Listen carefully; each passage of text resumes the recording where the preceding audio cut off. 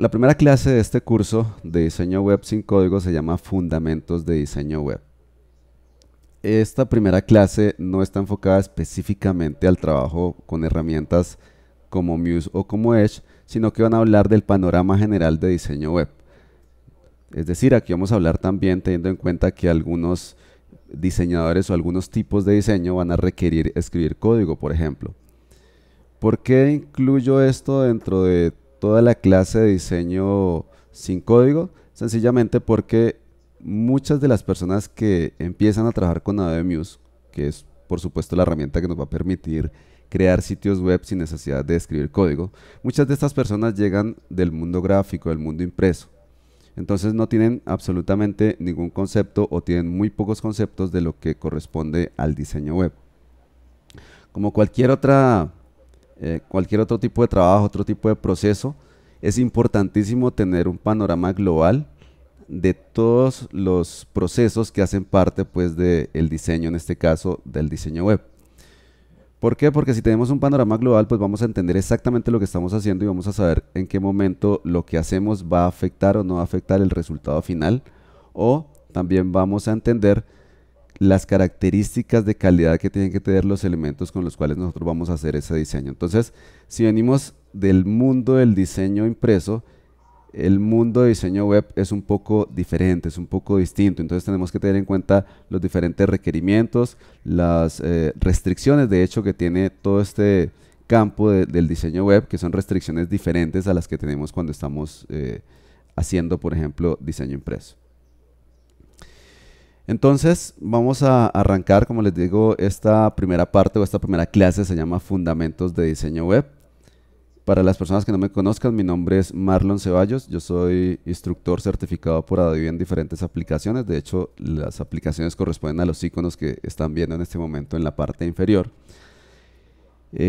Aunque estoy certificado en varias aplicaciones, me dedico actualmente solo a la parte de web, de multimedia y libros digitales. Entonces ya casi no trabajo con la parte de medios impresos, aunque eventualmente pues hago algunas asesorías y consultorías, pero básicamente estoy en este momento con la parte de web, libros digitales y multimedia. Los objetivos de esta primera charla, o dentro de los objetivos de esta primera charla, vamos a conocer el flujo de trabajo del diseño web. Vamos a entender las diferentes tecnologías y lenguajes que hacen parte de los procesos del diseño web. Vamos a aprender sobre herramientas que nosotros podemos usar. Dentro de esas herramientas también tenemos diferentes tecnologías y diferentes lenguajes que vamos a estar usando cuando estamos haciendo un diseño web.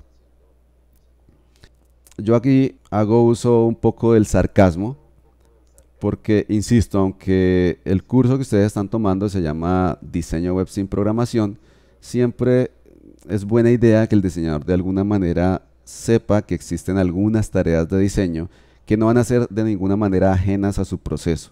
Incluso si no estamos trabajando para web, si estamos, por ejemplo, trabajando para publicaciones, si queremos hacer una publicación digital, es decir, un libro digital, ese libro digital en esencia o la estructura de ese libro digital corresponde a un código que es el código base para web. Es decir, un libro digital está basado en un lenguaje que se llama HTML, CSS y JavaScript.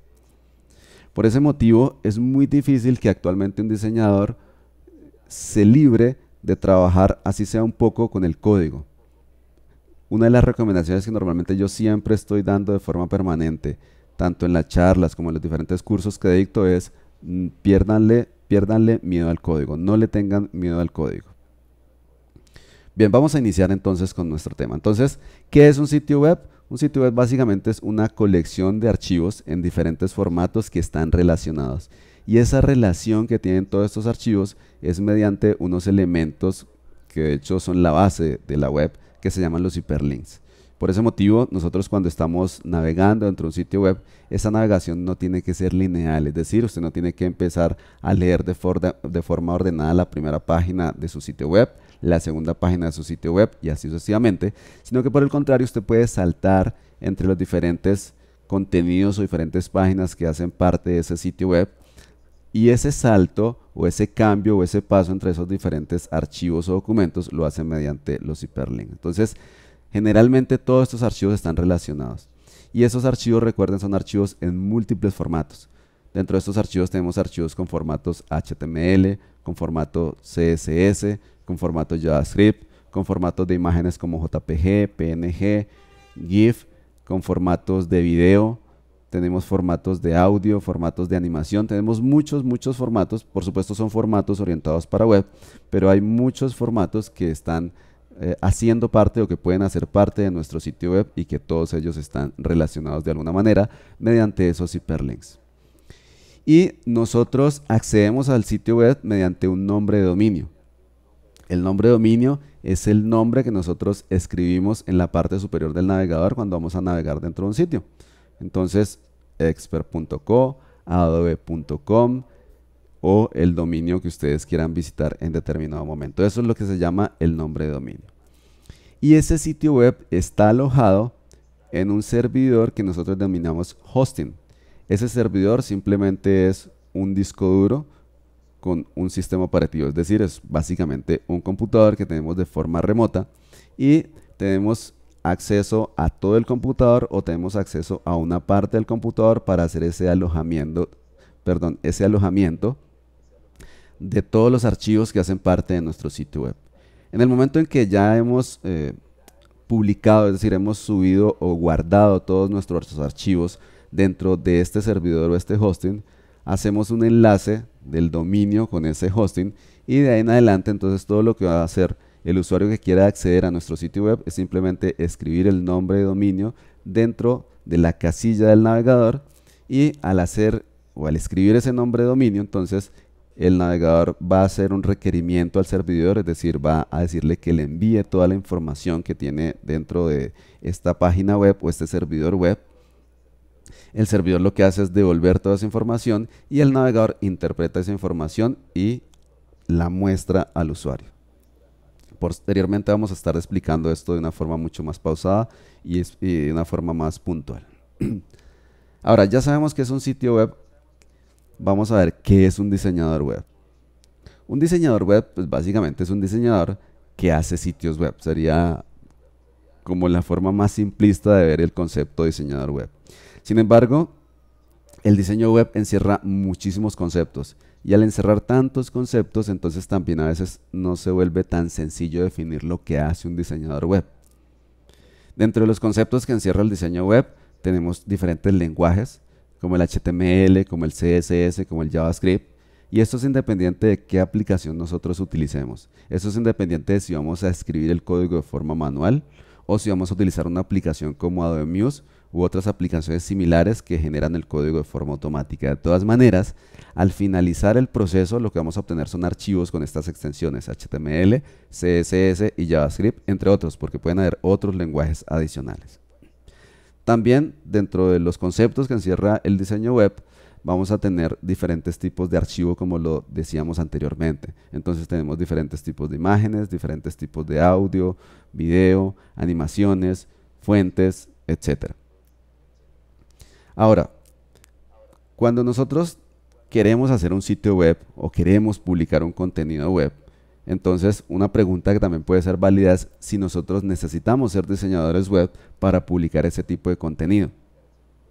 Resulta que hay diferentes necesidades de publicación de sitio web.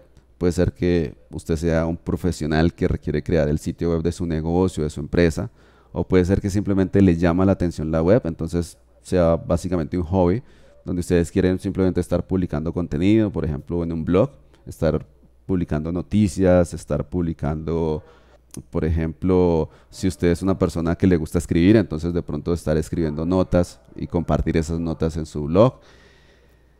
O usted es un diseñador web profesional, es decir, una persona que se dedica a crear sitios web y vive de esto. Entonces, dependiendo de en qué campo de estos usted se puede ubicar, también los requerimientos van a ser diferentes. Usted va a necesitar conocer de diferentes herramientas en mayor o menor medida, dependiendo en qué campo usted se encuentre. Entonces, nuevamente, si nos preguntamos qué es un diseñador web, tenemos que tener en cuenta que existen diferentes campos dentro del diseño web. ¿Por qué existen diferentes campos? Pues porque es que el diseño web es un campo muy amplio, entonces está subdividido en estos diferentes campos. Entonces podemos tener un diseñador front-end. diseñador que se encarga del desarrollo de la parte visual de nuestro sitio web. Cuando ustedes ven un sitio web, ese sitio web que ustedes están viendo tiene dos capas. Una capa es la capa visual, es decir, la capa que nosotros estamos viendo dentro del navegador o la capa que el usuario ve dentro del navegador. Pero también puede haber una capa posterior que corresponde a la capa que le da funcionamiento a ese sitio web. Por ejemplo, si usted va a Google, pues usted va a ver que la capa visual de la página inicial de Google es muy sencilla.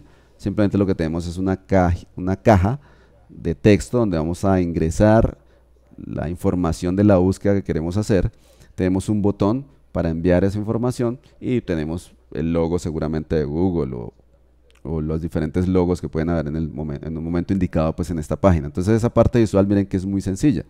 Sin embargo, lo que está detrás de esa página es un desarrollo inmenso y ese desarrollo no corresponde ya a lo que nosotros llamamos el frontend. Ese desarrollo corresponde a lo que llamamos el backend. Entonces el backend son todas las tecnologías que se requieren para que ese sitio web funcione y haga transacciones de información. También el diseñador frontend tiene a cargo la definición de la tipografía del sitio web, de la estructura del sitio web, del color o de los colores que se van a utilizar dentro del sitio web, de los diferentes gráficos que se van a utilizar dentro del sitio web. El diseñador frontend también debe estar a cargo de la planeación de ese sitio web, de características de las cuales vamos a estar hablando como la interacción de usuario, experiencia de usuario, los scripts. Estos scripts simplemente son pequeños programas que ejecutan tareas dentro de un sitio web. Entonces todo eso hace parte de la responsabilidad del diseñador frontend. Hay diferentes formas con las cuales nosotros podemos crear un sitio web. Nosotros podemos simplemente utilizar redes sociales. Por ejemplo, podemos crear una página, un fanpage de nuestra empresa o personal dentro de Facebook o dentro de tantas redes sociales pues, que existen actualmente. Entonces, eso es una forma de tener un sitio web. Muchas empresas, de hecho, basan toda su presencia en web simplemente en una fanpage dentro de Facebook o cualquier otra red social. Por supuesto, Facebook es una de las redes sociales más grandes, entonces por eso la estoy nombrando pues en este momento. También nosotros podemos crear sitios web a partir de plantillas. Entonces hay unos sitios web que han surgido en los últimos años que ofrecen un servicio de creación de sitios web de forma muy sencilla y lo hacen mediante una serie de plantillas. Dentro de estos sitios tenemos un sitio que se llama wix.com, jindo.com. Simplemente ingresa, se registra como registrarse para solicitar, por ejemplo, un email simplemente tiene acceso a unas plantillas y lo que hace con estas plantillas es que genera su sitio web a partir de esas plantillas y las personaliza. Sin embargo, por supuesto, a pesar de que se ve como un proceso muy sencillo, y lo es, tiene pues desventajas. Y entre las desventajas que tenemos es que la personalización que se puede hacer a estos sitios web pues es bastante limitada. Al final muchos de los sitios van a terminar pareciéndose y tiene muy poca flexibilidad. Entonces hay ciertas cosas que nosotros podemos necesitar con un sitio web profesional que aquí definitivamente no lo vamos a poder hacer. Hay otra forma con la cual nosotros podemos crear sitios web y es mediante algo que se llaman los CMS. Los CMS o administradores de contenido son unos sistemas que permiten crear sitios web totalmente funcionales y de hecho autoadministrables. Es decir, que el usuario puede automáticamente no, sino él mismo puede administrar su sitio web. Dentro de esos CMS tenemos un CMS muy común que se llama WordPress, tenemos otro que se llama Joomla, tenemos otro que se llama Drupal y ahí en adelante tenemos muchas opciones de CMS que nos permiten crear un sitio web de una forma relativamente sencilla, no tan sencilla como crear una fanpage, no tan sencilla como trabajar a partir de una plantilla de estas páginas que estoy mostrando como wix.com o jindo.com, pero de todas formas sí, mucho más sencillo que hacer nuestro sitio web desde cero. También nosotros podemos utilizar aplicaciones con interfaz gráfica para crear sitios web. Esto es relativamente nuevo. Muse es probablemente una de las primeras aplicaciones que permitió hacer esto. Y Muse es una aplicación que no tiene más de 3 años más o menos. Google Web Designer es una aplicación que hace básicamente lo mismo que Muse. Mediante una interfaz gráfica permite que nosotros creemos nuestros diseños web. Entonces lo que hacen estas herramientas es permitir que nosotros trabajemos de una forma gráfica, pero la herramienta automáticamente está generando el código, automáticamente está generando el HTML, automáticamente está generando el CSS y automáticamente está generando el JavaScript. La ventaja que nosotros no tenemos que aprender a codificar. Es decir, estamos trabajando con herramientas que seguramente ya son comunes para nosotros, porque nosotros ya sabemos cómo se crea un rectángulo, para qué sirve la herramienta de selección. Estas herramientas de hecho tienen mucha similitud con diferentes herramientas gráficas. Por ejemplo, Muse es muy similar a InDesign, tal como lo vamos a estar viendo posteriormente. Pero también tiene una desventaja. Dentro de las desventajas es que el código que se genera mediante estas aplicaciones es código que no está totalmente optimizado. Y otra desventaja es que no es muy fácil crear sitios web grandes mediante estas aplicaciones. Entonces, estas aplicaciones son aplicaciones que permiten crear sitios web muy visuales porque permiten que el diseñador pueda plasmar toda la creatividad mediante estas herramientas gráficas, pero hay que tener en cuenta que tiene un nicho de mercado bastante limitado. Bastante limitado quiere decir que el nicho de mercado en este caso para estas aplicaciones, por ejemplo, es sitios web visuales sin contenido dinámico y corresponde a sitios web pequeños o a medianos. Si nosotros necesitamos un sitio web ya mucho más grande, mediano, grande o un sitio web con características macros, entonces ya es muy difícil, por no decir imposible, trabajar con estas aplicaciones para hacer ese tipo de sitios web. Adicionalmente es simplemente el tamaño del sitio web o la cantidad de las páginas. Los sitios web medianos y grandes empiezan a requerir contenido dinámico. ¿Qué es contenido dinámico? Contenido que está cambiando sin necesidad de la interacción del usuario. Es decir, más bien, sin necesidad de que nosotros modifiquemos los archivos que hacen parte de ese sitio web. Por ejemplo, si ustedes entran a la página de un diario, ustedes se van a dar cuenta que ese contenido cambia cada determinado tiempo. Si usted entra todos los días va a haber contenido diferente. De hecho, si usted entra varias veces al día, el contenido está variando varias veces al día. ¿Cómo se hace eso? Esto se hace mediante programación de manejo de datos y mediante bases de datos. Entonces, ese tipo de características no las permite crear Muse, ni Google Web Designer u otras aplicaciones que hacen exactamente lo mismo. Entonces, ¿quiere decir esto que este tipo de aplicaciones es mala? No. Lo que quiere decir es que lo primero que tenemos que tener en cuenta cuando vamos a trabajar con este tipo de aplicaciones es que debemos definir cuál es el nicho del mercado al cual apuntan este tipo de aplicaciones. Y recuerden, el nicho de mercado específico de estas aplicaciones son micrositios web, incluso podrían ser sitios web medianos, totalmente visuales, perdón, y que no necesiten información dinámica. Eso es lo que hacen este tipo de sitios web. Y hay diseñadores que han explotado muchísimo este nicho de mercado. Entonces se han dedicado a eso, a hacer micrositios web. Y esto les resulta bastante beneficioso. De hecho, en muchos casos, para muchos diseñadores, puede ser más beneficioso en términos económicos, es decir, más rentable hacer varios sitios web micros que hacer un sitio web grande. No estoy diciendo pues que necesariamente esa tenga que ser la constante, pero para algunos diseñadores esto ha funcionado bastante bien. Por otra parte, también funciona bastante bien para las personas que apenas están ingresando en el mundo web, porque permite que empiecen a crear sitios web sin necesidad todavía de empezar a trabajar con el código de forma manual. Pero si ustedes van a ser profesionales web, en algún momento, si quieren seguir trabajando, desarrollando sitios web, en algún momento se van a dar cuenta que es necesario prescindir de esas herramientas. No dejar de utilizarlas porque seguramente siempre van a seguir existiendo micrositios web con los cuales ustedes pueden trabajar mediante estas herramientas, pero sí saber que en algún momento van a existir clientes que van a requerir sitios web cuyas características se salen de las capacidades de estas aplicaciones. Entonces, o ustedes aprenden a codificar o consiguen un diseñador o un desarrollador que haga la parte de los sitios web que se salen de las capacidades de estas aplicaciones. Y finalmente, tenemos lo que nosotros llamamos como sitios web profesionales. Yo no llamo exclusivamente sitios web profesionales a este último punto, porque para mí también dentro de Muse se puede crear un sitio web profesional, es decir, el tamaño del sitio web no necesariamente define si el sitio web es profesional o no.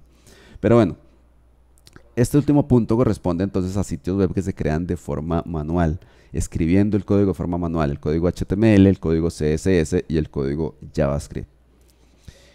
En este caso, por supuesto, para poder hacer esto necesitamos conocer la forma de trabajar con estos lenguajes. Estos lenguajes son relativamente sencillos y esta es la base mínima con la cual nosotros necesitamos crear un sitio web.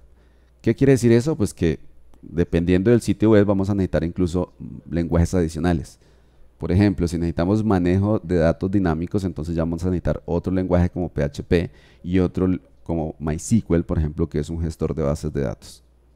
Pero, nuevamente, lo mínimo que nosotros vamos a estar necesitando si queremos crear sitios web desde cero es HTML, CSS y JavaScript. ¿Qué ganamos entonces con escribir estos sitios web desde cero y no trabajar con Muse o con Google Web Designer o con cualquier otra aplicación?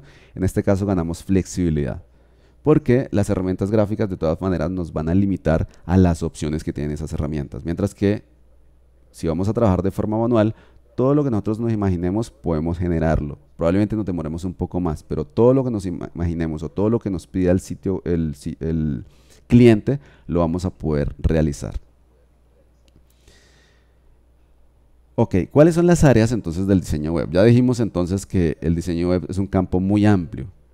Y como es muy amplio, entonces está subdividido en diferentes áreas. Hablemos entonces un poco de esas áreas del diseño web. Tenemos entonces al diseñador general. Este diseñador entonces realiza todo. Esto es lo que nosotros en nuestro mercado latino llamamos el todero. Entonces realiza desde la planeación hasta la escritura del código y el testing del sitio. Cuando hablamos del testing del sitio, estamos diciendo es que cuando nosotros creamos un sitio web, tenemos que estarlo testeando o validando o simplemente probando en diferentes navegadores, en diferentes sistemas operativos, en computadores de escritorio, en tablets, en smartphones, y tenemos que validar que esté funcionando correctamente en todos estos posibles escenarios desde los cuales el usuario va a acceder a nuestro sitio web. Este diseñador entonces va a requerir experiencia en HTML, va a requerir experiencia en CSS y va a requerir pues experiencia también en JavaScript. Tenemos algo que se llama el diseñador visual. El diseñador visual entonces tiene a cargo el diseño visual de los sitios web o de las interfaces. En este caso es un poco más especializado. Y dentro de las tareas que están a cargo de este diseñador, pues entonces está la definición de los colores, de la estructura de nuestro sitio web, de la tipografía, de los gráficos o iconos o imágenes que vamos a estar utilizando dentro de nuestro sitio, y requiere, además de la experiencia en estos lenguajes, también requiere el manejo de software gráfico, software como Photoshop o como Illustrator, entre otras posibilidades pues, de software que nosotros tenemos en el mercado. Tenemos también un campo que se llama diseñador UX o diseñador de experiencia de usuario. Esta persona entonces crea sitios web o interfaces que generan una óptima experiencia para el usuario y aplica el conocimiento del comportamiento humano en el diseño. En este caso entonces requiere conocimiento de HTML, de CSS y por supuesto de experiencia de usuario. Tenemos también algunos diseñadores que son diseñadores interactivos. Son diseñadores que se encargan de desarrollar interfaces para crear interacciones. Bueno, esto digamos es bastante completa aquí la descripción, pero básicamente lo que está haciendo es desarrollar interactividad. En este caso, entonces, miren que requiere experiencia en HTML, en CSS, en JavaScript y también en algo que llamamos frameworks de JavaScript, que normalmente son frameworks que están desarrollados u orientados para crear interactividad. Y tenemos un diseñador Motion Graphics, que este es un diseñador de animación básicamente. Este crea contenido animado para la web y entonces conoce HTML, conoce CSS, conoce JavaScript, conoce de HTML5 y conoce herramientas como en el caso de Flash. Tenemos lo que llamamos el desarrollador frontend. Miren que aquí ya no estamos hablando de un diseñador, sino que pasamos un poco más allá. El desarrollador de frontend lo que hace es crear funcionalidad mediante programación del lado del cliente. ¿Qué quiere decir eso? Que hay unos lenguajes de programación que se ejecutan en los servidores, mientras que en este caso estamos hablando de lenguajes de programación que se ejecutan en el navegador. Y el lenguaje de programación más común con el cual nosotros vamos a trabajar se llama JavaScript. Entonces esta persona tiene experiencia en HTML, CSS, JavaScript y además en frameworks de JavaScript orientados pues a tareas de programación, ya sea de diferentes tipos de funcionalidad. Tenemos también algunas personas que son especialistas en CMS. Entonces hay muchos diseñadores, por ejemplo, que se dedican a crear sitios web mediante CMS. Entonces ni utilizan herramientas gráficas como Muse, ni escriben el código de forma manual, sino que toman CMS. Los CMS ofrecen una estructura inicial y a partir de esa estructura inicial, mediante unas plantillas que en algunos casos se consiguen de forma gratuita, en otros casos son plantillas de pago, entonces aplican esas plantillas a estos CMS y lo que hacen es realizar un proceso de personalización si se requiere. Entonces, tal como les decía, desarrollan sitios web basados en CMS y tienen experiencia en diferentes CMS. En realidad la mayoría de ellos se especializan en uno de estos CMS. Pocos trabajan con varios CMS, sino que lo que hacen es seleccionar uno de ellos, el que más se adapte a sus necesidades, con el que más se sientan cómodos trabajando. Y para personalizar estas plantillas de estos CMS que corresponden a la capa visual, entonces tienen que saber de HTML, de CSS, de JavaScript y en algunos casos también de PHP, porque estos CMS, como son autoadministrables, entonces hacen mucho uso de PHP para cargar las páginas de forma dinámica. Bien, entonces ahora sí empecemos a hablar de los fundamentos de la web. Ya sabemos pues qué es un sitio web, ya sabemos las diferentes formas con las cuales nosotros podemos crear un sitio web, ya sabemos los diferentes campos que existen dentro del diseño web. Ahora sí empecemos a hablar de la web en general. Entonces, cuando hablamos de internet, básicamente es una red de computadores mundial y esa red de computadores lo que hacen es transmitir información y lo hacen mediante unos lenguajes que llamamos nosotros protocolos.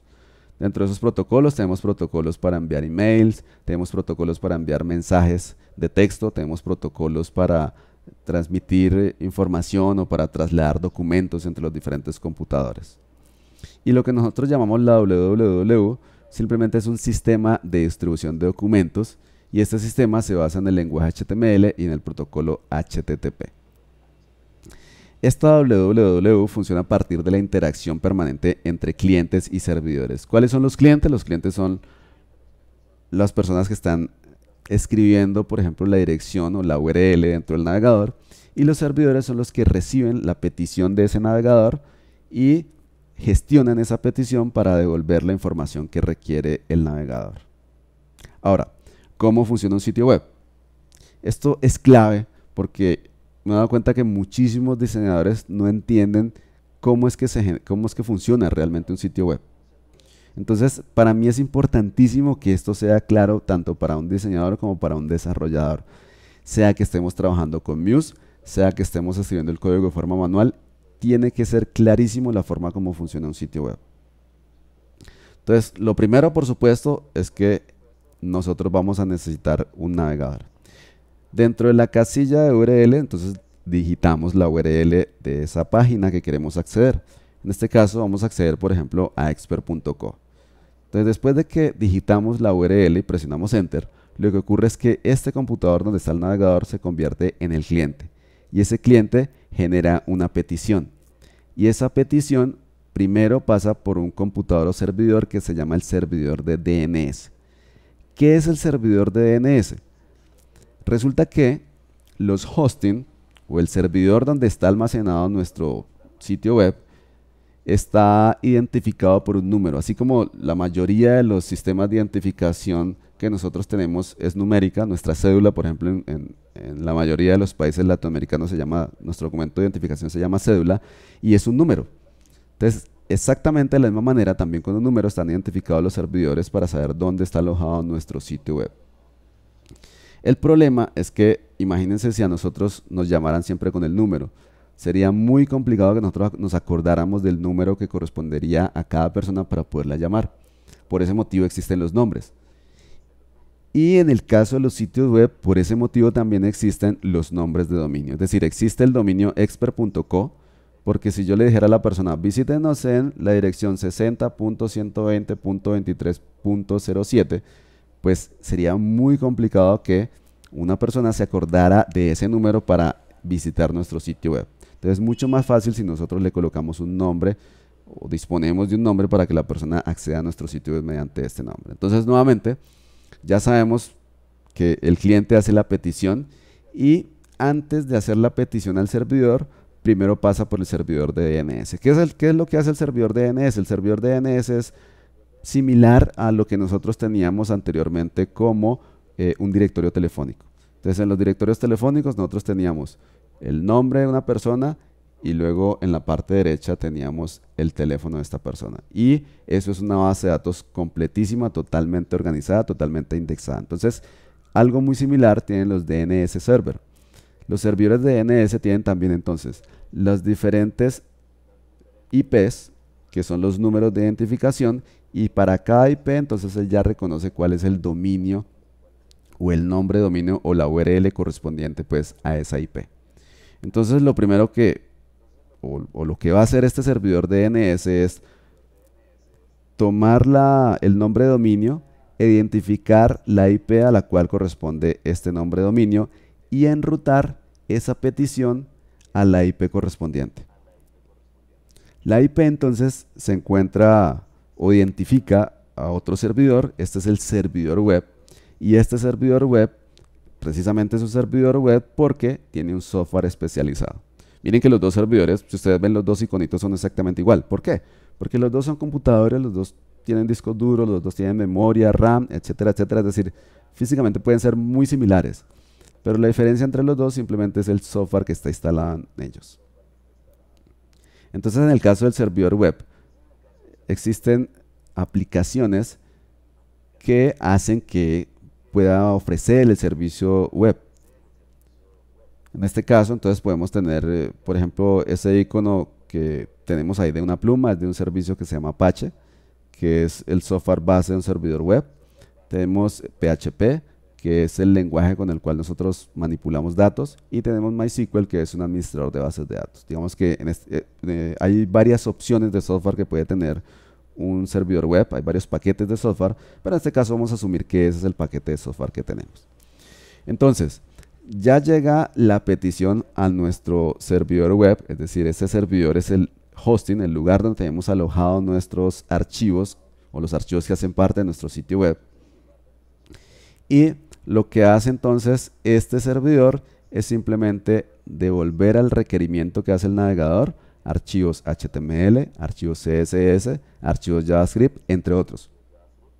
Porque también va a devolver imágenes, video, todo lo que requiera la página web. Pero en este caso, digamos, lo base que va a devolver es HTML, CSS y JavaScript.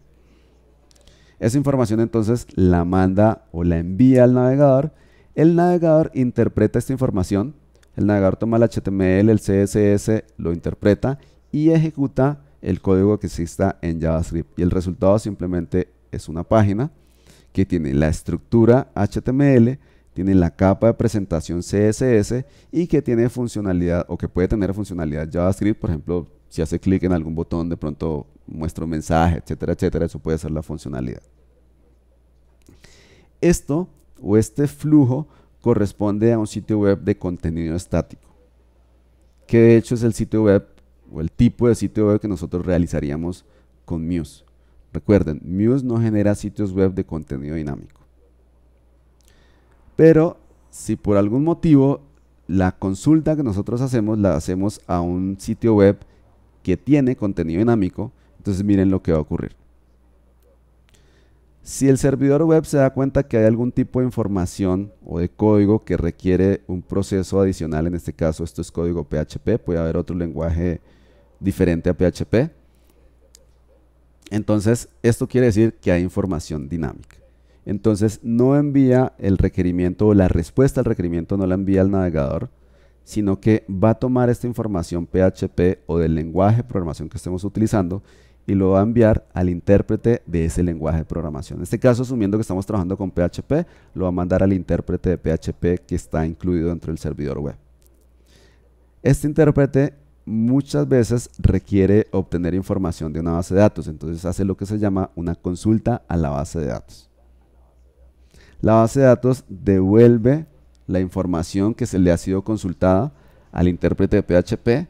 El intérprete de PHP lo que hace es ensamblar mediante esa información PHP y el resultado de la consulta de la base de datos, ensamblar esa información y transformarla en HTML para enviarla nuevamente al servidor web. Y el servidor web lo que hace es devolver esa información como HTML, CSS y JavaScript nuevamente al navegador.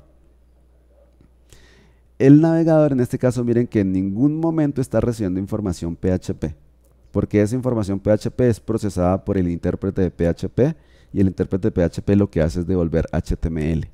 Entonces siempre el navegador va a recibir HTML, CSS, pero no va a recibir PHP o no va a recibir ningún lenguaje que corresponda al lenguaje servidor, porque precisamente el servidor lo que hace es interpretar esa información. Y nuevamente entonces el navegador va a mostrar esta información, pero en este caso aquí tenemos información que puede ser información dinámica. Entonces recuerden, todo lo que está en la parte superior del código de PHP hacia la derecha, generalmente es una parte que no está incluida en teoría dentro de los sitios web que son generados con Muse o con herramientas similares.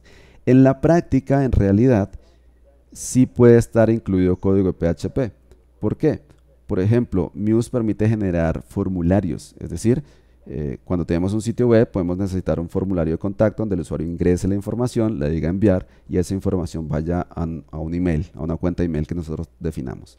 Ese formulario requiere información PHP para el funcionamiento, entonces esa información PHP o ese código PHP también va a ser generado automáticamente por Muse, pero en realidad es una especie de excepción.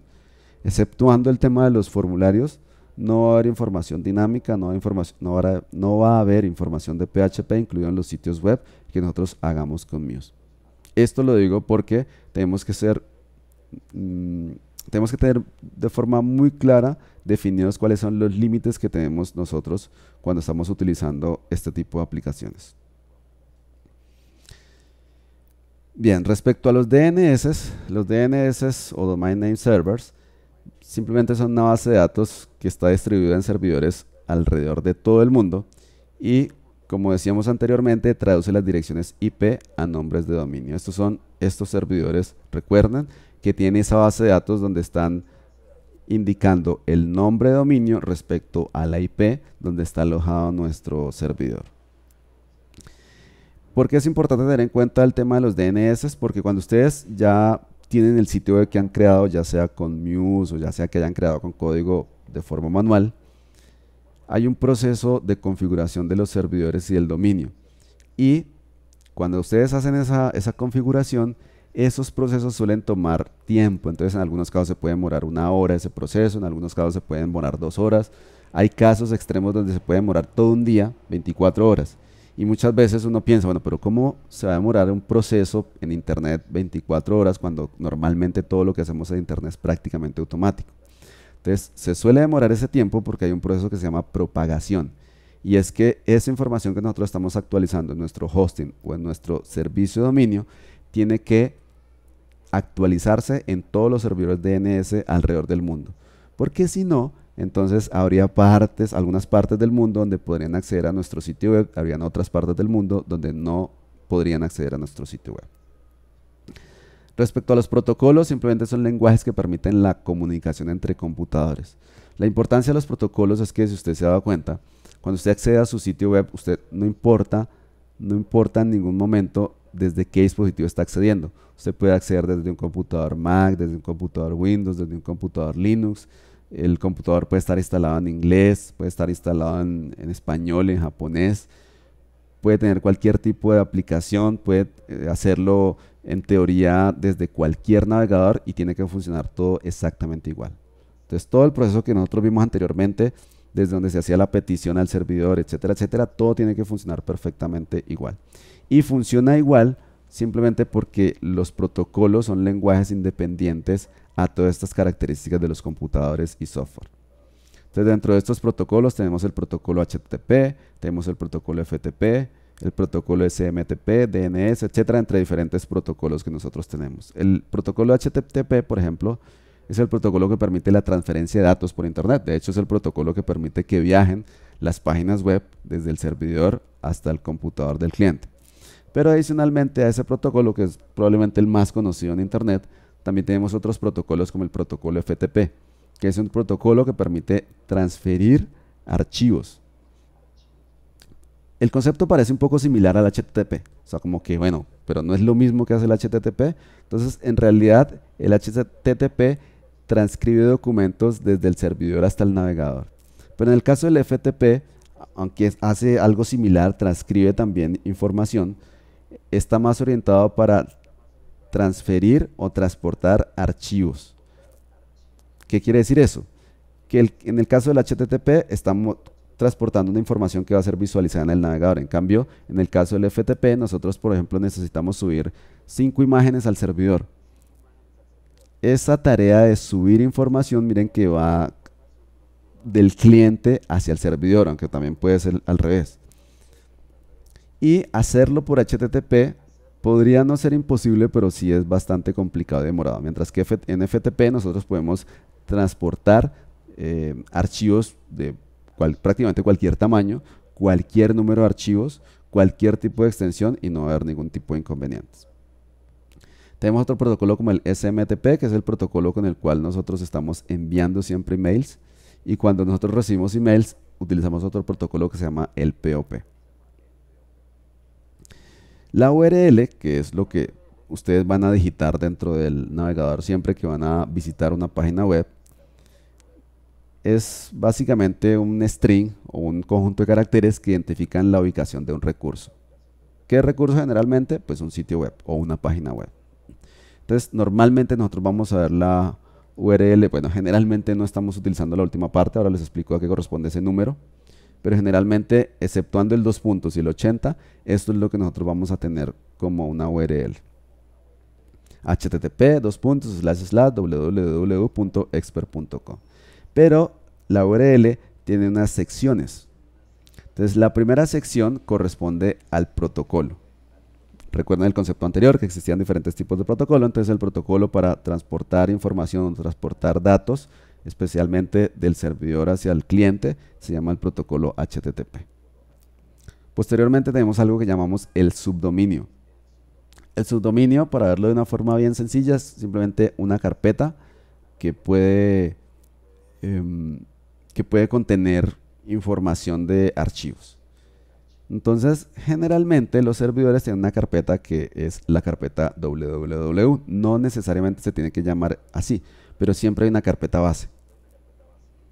Pero también podemos tener otras carpetas adicionales. Esas carpetas se pueden utilizar para tener varios sitios web o subsitios web dentro del mismo dominio, entre otros usos. Por ejemplo, ustedes habrán visto de pronto que puede existir un subdominio como blog.expert.co o servicios.expert.co.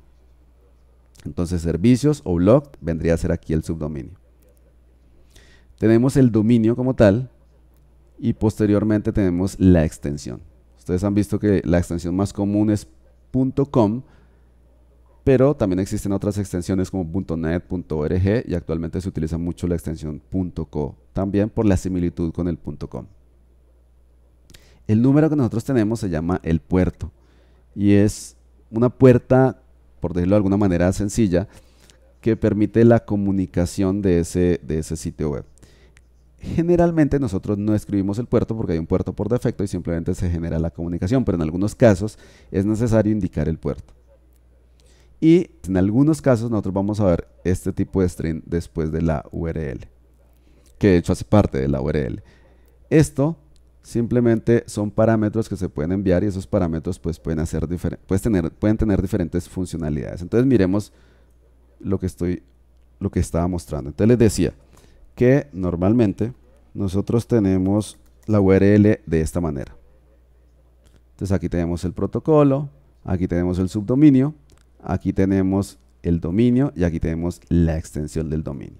Si yo utilizo el puerto 80, miren que en este caso él automáticamente toma ese puerto y simplemente lo que hace es que no lo tiene en cuenta, sino que por defecto se comunica con el sitio web. De hecho, los navegadores normalmente no me están mostrando tampoco el protocolo, ni me están mostrando el subdominio si el subdominio es www. generalmente lo obvian. Y cuando nosotros vamos a visitar la página web, tampoco en muchos casos necesitamos digitar. En la mayoría de los casos ya no es necesario digitar www y menos HTTP. Ok, ya vimos entonces que el puerto también es opcional.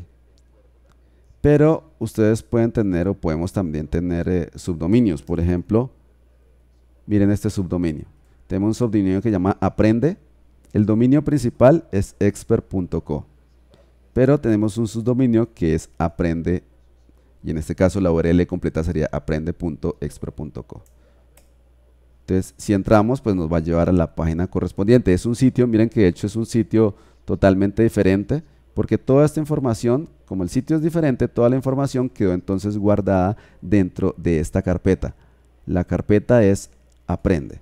De hecho, si vamos al hosting, en el hosting vamos a encontrar una carpeta especial solamente para este sitio. Y si nosotros necesitamos hacer, por ejemplo, vamos a ir a Google, que aquí también tenemos el protocolo aquí cambia un poco, miren que el protocolo es HTTPS, que es un protocolo, es el mismo HTTP con una capa de seguridad. El subdominio, el dominio y la extensión, que podría ser .es, .co o podría ser .com. Y miren cómo en algunos casos aquí vamos a tener entonces una información adicional. Esa información adicional entonces es la información que nosotros aquí llamamos parámetros.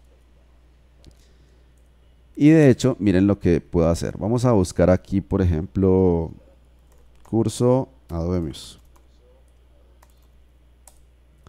En el momento en que yo hago la búsqueda, miren cómo entonces ya existen unos parámetros. Aquí tenemos este parámetro, es un parámetro query, es decir, un parámetro de búsquedas, y me está diciendo que toda esta información es la que estamos buscando. Entonces, esos parámetros simplemente son información adicional que puede necesitar el navegador para encontrar el recurso que nosotros le estamos indicando pues que busque o que encuentre, perdón. Entonces, esto es todo lo que hace parte de una URL. En el caso de los navegadores, nosotros tenemos diferentes navegadores. Algunos navegadores son navegadores que, digamos, tienen mayor historia, están desde hace mucho tiempo. Otros navegadores son más recientes, pero en teoría todos los navegadores deberían ser iguales. O sea, todos los navegadores deberían tener el mismo resultado cuando estamos visualizando nuestro sitio web. En la práctica pueden haber diferencias y de hecho seguramente ustedes se han dado cuenta o han escuchado por lo menos a algunos diseñadores rabiar un poco porque es probable que sus diseños no se vean exactamente de la misma manera en todos los navegadores. ¿Por qué motivo es esto? El motivo por el cual pueden haber diferencias en la visualización de sitios web dependiendo de los navegadores es porque cada navegador tiene algo que nosotros llamamos un intérprete. El intérprete simplemente es el software que traduce la información HTML, CSS y JavaScript y la muestra. Ese mostrar es lo que nosotros llamamos ese proceso de interpretación o hacer el parsing de esa información. Y lo que ve el usuario, dentro del navegador es el resultado de esa interpretación. Entonces el software que hace esto depende del navegador. En este caso, por ejemplo, tenemos el navegador Chrome, que tiene un motor de renderizado que se llama WebKit, que de hecho actualmente no es WebKit. Tenemos Safari, que es un navegador que tiene el motor WebKit. Tenemos Firefox, que tiene el motor Gecko. Tenemos Opera, que tiene el motor Presto. Y tenemos a Safari, que tiene el motor Trident.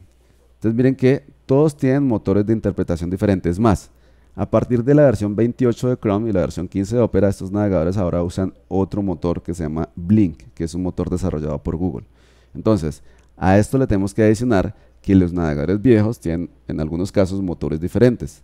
Entonces, todas estas diferencias de los motores o de el software que hace el proceso de la interpretación es lo que genera que puedan haber diferencias. Sin embargo, esas diferencias o problemas que podemos encontrar en los sitios web actuales en el 2015 no son prácticamente nada comparados con los problemas que nosotros encontrábamos en años pasados. O sea, si hablamos de los diseñadores o del proceso que necesitaban realizar los diseñadores hace 8 o 10 años, nosotros estamos en la gloria porque ellos sí tenían problemas serios porque las diferencias entre los diferentes motores eran mucho más importantes, mucho más grandes, había más diferencias entre los diferentes motores.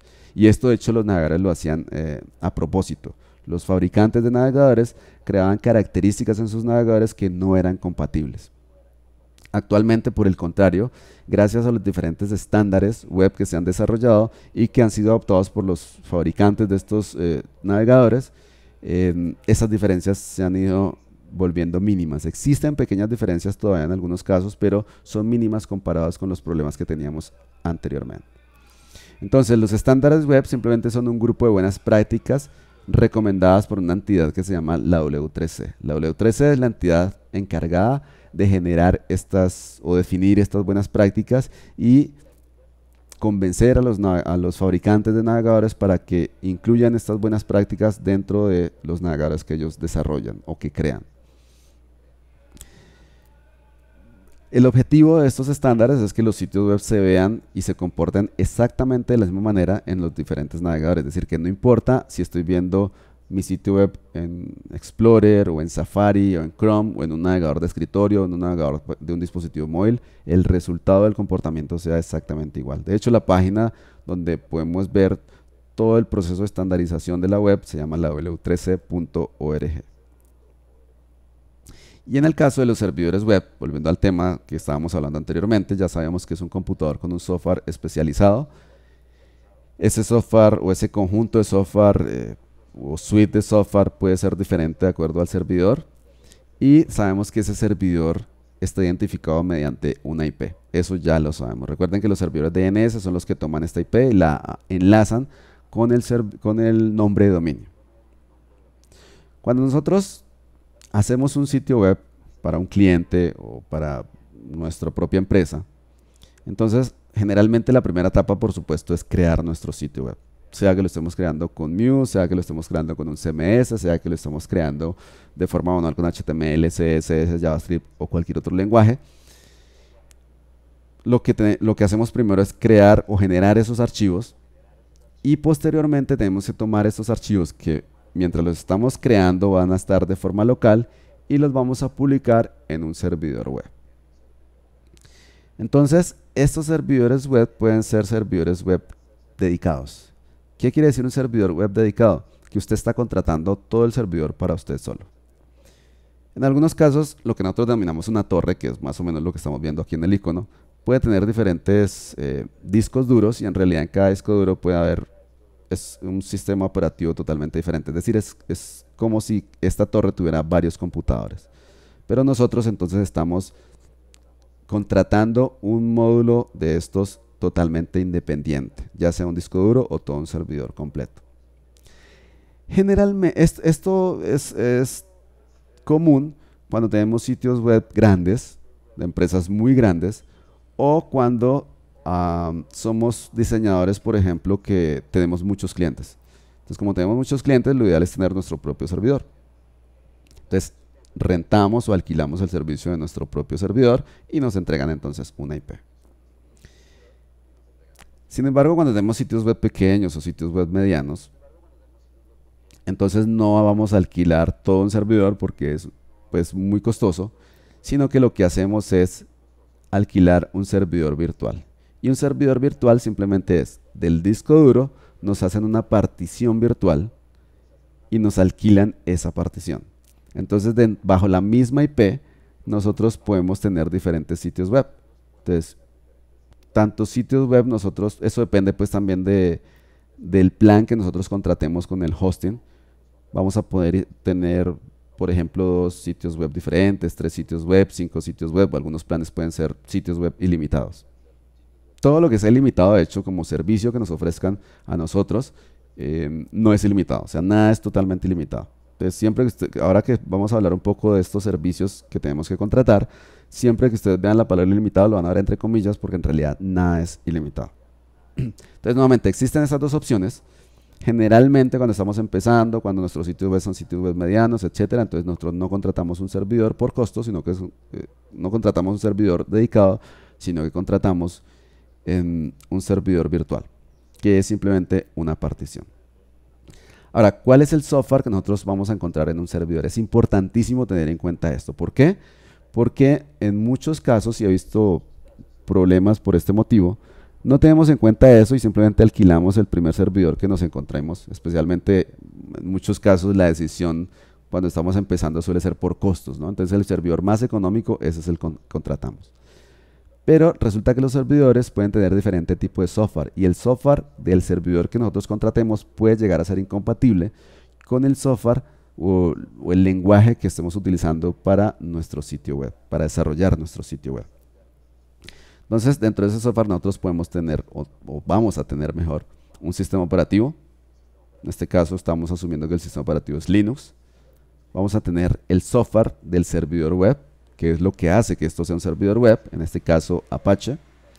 Tenemos un servidor de bases de datos, en este caso MySQL. Digo en este caso porque todo esto es opcional. O sea, el sistema operativo puede ser Windows, puede ser incluso Apple.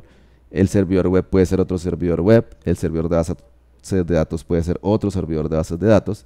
Y tenemos un lenguaje de programación que en este caso puede ser PHP. Entonces, esto es la base del software que nosotros vamos a encontrar en un servidor. Un sistema operativo, un servidor web, el servidor de bases de datos y el lenguaje de programación. Pero esto es simplemente un ejemplo. De hecho, esta es la estructura más común que nosotros vamos a encontrar cuando vamos a contratar un servicio de hosting. Contratar un servicio de hosting, siempre piénsenlo como la oficina física que nosotros tenemos para nuestra empresa. En este caso, esto sería una oficina virtual donde vamos a colocar los archivos que hacen parte de nuestro sitio web. Entonces, otros combos de software que nosotros podemos encontrar en un servidor van a ser el que estábamos viendo anteriormente, se llama LAMP o se denomina LAMP porque es la combinación de Linux, Apache, MySQL y PHP. Pero también podemos tener WAMP, que en vez de Linux es Windows, el resto es exactamente igual. Podemos tener también una combinación WISA, que es Windows, Internet Information Services, Microsoft SQL y el software.net. Podemos tener otra combinación, por ejemplo, que se llama Mars. La combinación en este caso es MySQL, Apache, Ruby y el sistema operativo Solaris. Y de ahí en adelante hay muchas otras combinaciones. La primera siempre va a ser la más común, LAMP. Linux, Apache, MySQL y PHP. Pero recuerden, no es la única. Incluso, como les decía, hay servidores basados en el sistema operativo Apple. ¿Por qué es importante esto? ¿Por qué es importante tener en cuenta el software? Porque, por ejemplo, cuando nosotros estamos haciendo un sitio web mediante Muse, entonces cuando nosotros trabajamos con formularios o incluimos formularios en nuestro sitio web, esos formularios requieren PHP. Por lo tanto, si usted compra el servicio de un servidor que tenga software o la combinación de software WISA, ese sitio web no le va a funcionar ahí. Si compra o alquila un servicio con una combinación de software Mars, tampoco va a funcionarle ahí ese sitio web. Entonces hay que tener en cuenta esto. La combinación más común es la primera que tenemos nosotros aquí, la combinación LAMP. Y digamos el software MySQL o el servidor de datos MySQL y el lenguaje PHP también es muy común, y es muy común porque son open source. Entonces podemos utilizarlos sin incurrir en gastos adicionales. Entonces por ese motivo es muy común, pero siempre tengan en cuenta que pueden haber diferencias. Por ejemplo, en algún motivo una empresa los puede contratar para que desarrollen el software, para que desarrollen el sitio web para su empresa y quieren alojarlo en su propio servidor. Entonces lo primero que usted tiene que verificar es cuál es la combinación de software que tienen en el servidor que seguramente ya existe en la empresa. Entonces, si la combinación, por ejemplo, es WISA, entonces usted o desarrolla el sitio web en .NET es decir, desarrolla el software desarrolla el sitio web utilizando las tecnologías de software que están incluidas en el servidor que ya existe en la empresa, o convence a la empresa para que defina otro sitio, otro servidor que sí cumpla pues con los requerimientos del lenguaje que seguramente usted va a utilizar o los lenguajes que usted va a utilizar para crear el sitio web. De todas maneras, esto es importante que se valide antes de empezar el proceso porque pueden haber excepciones. Si bien la primera opción es la más común, pueden existir excepciones y bueno, puede ser una sorpresa grande que cuando usted ya tenga el sitio web y lo vaya a publicar, resulta que no sea compatible con el servidor. Ahora, ¿cómo es la organización de un sitio web? Esa organización es bastante subjetiva. Así como ustedes van a ver el escritorio de los diferentes diseñadores con diferente tipo de desorden. Es difícil decir que vamos a dar el escritorio de un diseñador con diferentes tipos de orden. Es más fácil decir que lo vamos a ver con diferentes tipos de desorden. Entonces, de la misma manera también vamos a organizar nuestros sitios web de una forma bastante subjetiva a nuestro gusto. Los archivos HTML pueden estar organizados en carpetas. Inicialmente nosotros vamos a tener algo que llama la carpeta root. Por ejemplo, como veíamos anteriormente, les decía que normalmente existe una carpeta que se llama www. A veces esa carpeta se llama https. Bueno, puede tener diferentes nombres, pero es la carpeta raíz, es decir, la carpeta base donde vamos a guardar nuestros archivos dentro del servidor. Entonces, generalmente nosotros organizamos de forma local en nuestro computador nuestros archivos de la misma manera como los vamos a publicar en el servidor. Porque si cambiamos la organización, por ejemplo, si cambiamos el nombre de una carpeta, se van a perder los enlaces. Recuerden siempre que aquí existen hipervínculos, que todos los archivos están vinculados. Entonces, si cambiamos el orden o el nombre de las carpetas o la ubicación, etcétera, pueden haber problemas con esos hipervínculos, se pueden perder esos hipervínculos. Entonces, dentro del root, en este caso, tenemos un archivo que se llama index.htm y tenemos una serie de carpetas. Entonces tenemos una carpeta que se llama cursos Adobe. Miren que dentro de cursos Adobe hay una serie de archivos y de hecho dentro de cursos Adobe hay otro archivo que se llama index.htm. Entonces miren cómo tenemos dos archivos, en este caso dos, pero pues dentro de cada carpeta puede haber otro index.htm. ¿Por qué existen estos archivos o qué característica tienen los archivos index.htm o index.html? Estos archivos o este nombre generalmente es el nombre que va a tener en cuenta el servidor web como el nombre del archivo de inicio. Por ese motivo, cuando nosotros queremos ingresar a la página inicial de un sitio web, normalmente solamente escribimos www, por ejemplo, expert.co. Si nosotros no llamamos este archivo index, sino que lo llamamos inicio, por ejemplo, o primero.htm, entonces tendríamos que escribir www.expert.co/inicio.htm. Entonces, nos evitamos esto simplemente escribiendo como definiendo el nombre del archivo inicial index.htm. Y lo mismo pasa entonces en una carpeta. Cuando vamos a ingresar a una carpeta, entonces escribimos expert.co/cursos Adobe y ya. ¿Y qué es lo que va a pasar en ese momento? Que él va a buscar el archivo index.htm. Si no existe, pues va a generar un error. Y si ya vamos a entrar a otro archivo como el acrobat.htm, entonces sí tendríamos que escribir expert.co/cursos Adobe/acrobat.htm. No necesariamente tengo que tener estas carpetas. Yo puedo tener todos los archivos HTML en una sola ubicación. Todos pueden estar en una sola ubicación. Pero esto simplemente por organización. Entonces funciona igual si los tenemos todos en una sola ubicación sin estructurarlos en estas carpetas, pero es mucho más difícil posteriormente buscar un archivo para hacer una corrección, por ejemplo. En la parte superior del root ustedes van a encontrar unas carpetas que tienen un guión bajo antes del nombre. Assets, CSS, IMG, Scripts. Ese guión bajo no es requerido. Usted puede llamar a su carpeta Assets, de hecho la puede llamar como quiera, ni siquiera tiene que llamarse así. Pero estos nombres, digamos, son bastante descriptivos respecto al contenido. Entonces se llama Assets porque ahí es la carpeta donde personalmente yo guardo todos los archivos originales. ¿Qué son los archivos originales? Los archivos con extensión .psd, los archivos con extensión .ai, los archivos de Word que me pase el cliente con texto, etcétera, etcétera. La carpeta CSS contiene los archivos CSS, ahora hablamos de esos archivos. La carpeta IMG contiene las diferentes imágenes ya optimizadas para web.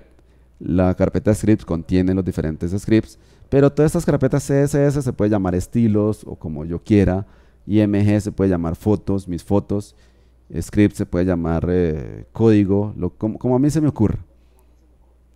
El guión bajo lo que hace es que cuando estemos viendo de forma organizada estas carpetas, las carpetas que tienen el guión bajo automáticamente van a ubicarse en la parte superior.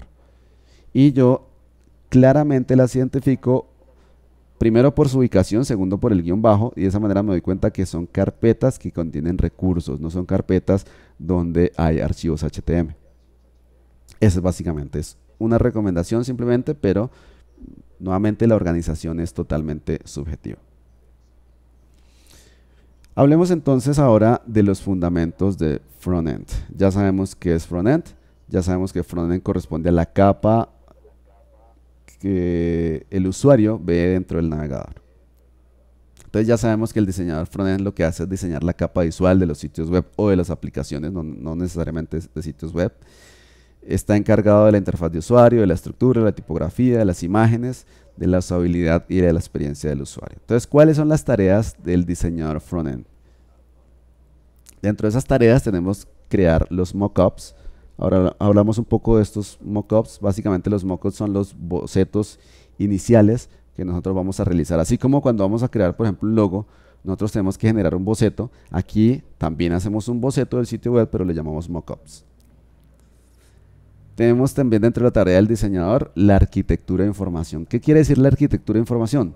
La arquitectura de información es la que permite tomar toda la información que me entrega el usuario, organizamos esa información, la catalogamos, la definimos, es decir, hacemos un proceso de purgado de información, definimos cuál es la información que es relevante, cuál no es relevante, cuál información no debería ir. Todo eso se llama arquitectura de información. Luego analizamos la accesibilidad del sitio. El sitio tiene que ser accesible, es decir, que nosotros tenemos que poder acceder a la información de forma sencilla, de forma fácil. Los sitios web donde tenemos que hacer muchos clics para llegar a una información relevante es una información con poca accesibilidad, por ejemplo. La accesibilidad también se refiere a la facilidad con la cual se puede acceder a la información del sitio web, ya sea por parte de personas que tengan algún tipo de discapacidad o cuando nos encontramos en algo que se llaman discapacidades temporales. Por ejemplo, si estamos en un lugar con mucho ruido, tenemos una discapacidad temporal porque no podemos escuchar cómodamente. Entonces, esto también, digamos, se tiene que tener en cuenta cuando estamos haciendo esta tarea de diseño de frontend. La tipografía también la que tenemos que definir, cuáles son los tipos de fuente o de letra que vamos a estar utilizando, la estructura de nuestro sitio web, el diseño de los formularios, si hay formularios, la interactividad y animación o los elementos de interactividad o elementos animados que pueda tener nuestro sitio web y la creación de imágenes, logos e iconos. Todo esto son tareas del diseñador de frontend que están pues a cargo de él. Lenguajes básicos, entonces, que tiene que normalmente aprender el diseñador frontend. Entonces, los lenguajes básicos van a ser estos tres, que son lenguajes de los cuales vamos a estar hablando muchísimo, ya sea porque se genere automáticamente mediante el software, en el caso de Muse, si ustedes van a trabajar con Muse, o ya sea porque lo vamos a hacer de forma manual. Pero el diseñador actual debería de conocer HTML, por lo menos saber qué es lo que hace, debería saber qué es lo que hace CSS y conocer la base de CSS, y debería saber qué hace JavaScript y conocer la base de JavaScript. Estos tres lenguajes son lo más básico que debe conocer el diseñador. HTML simplemente quiere decir Hypertext Markup Language o un lenguaje de marcado. Ahora les explico a qué se refiere ese término de marcado.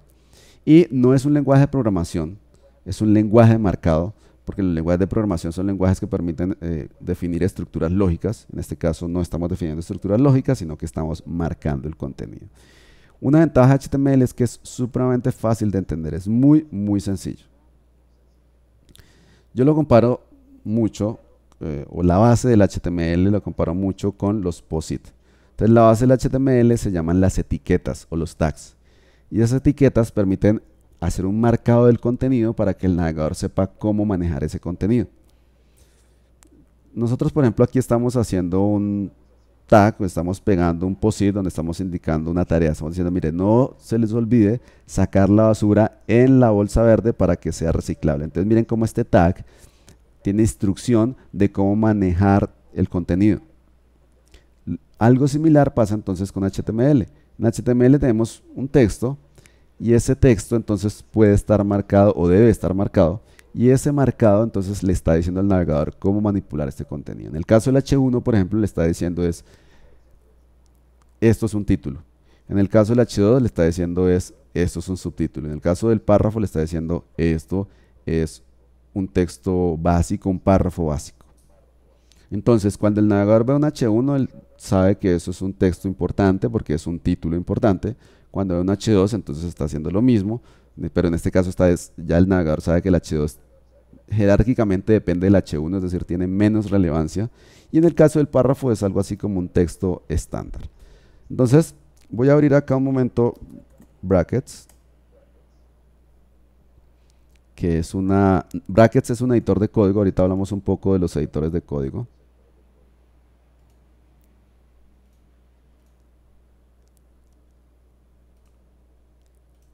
Y voy a ir aquí al escritorio. Voy a crear una carpeta que se llame curso diseño web.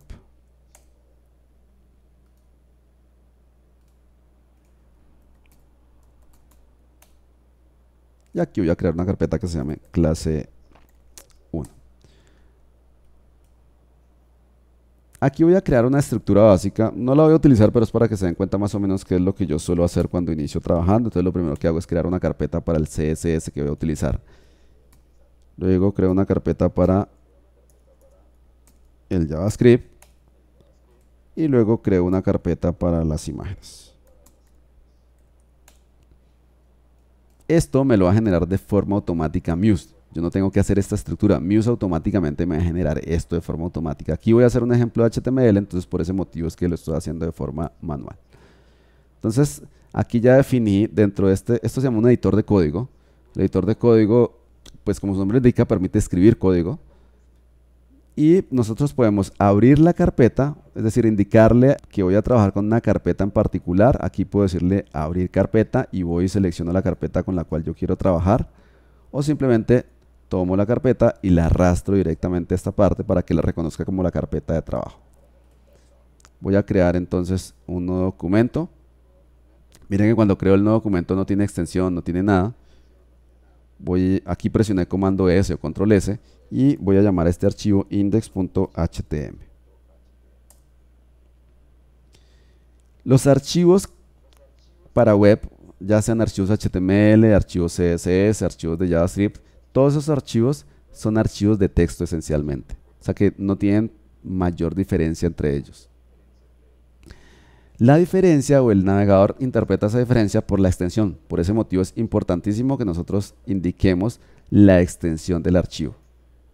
Bien, ya sabemos entonces que el HTML se basa en etiquetas. Entonces vamos a escribir un texto, vamos a decir este es un texto de prueba.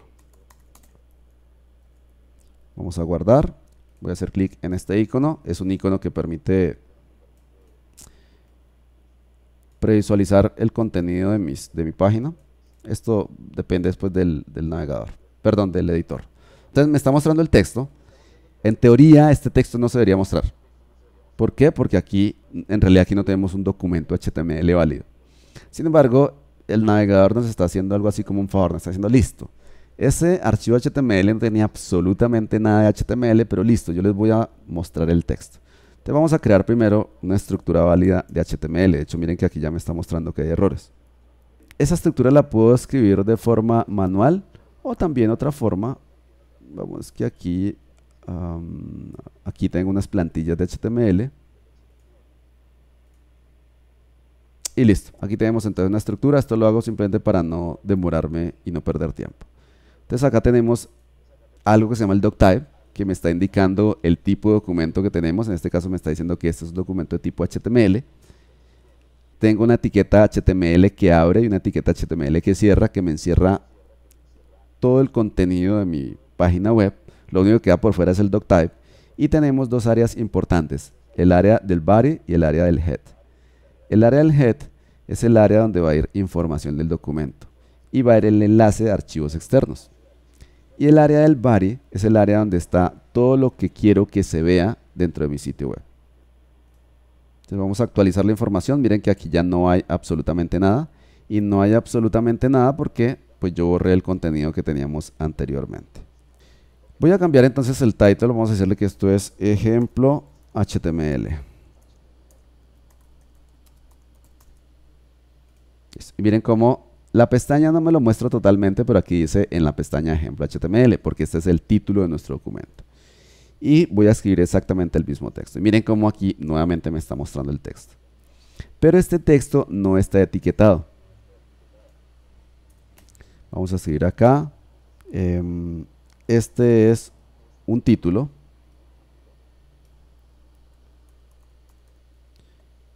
Y acá vamos a decir, este es un subtítulo.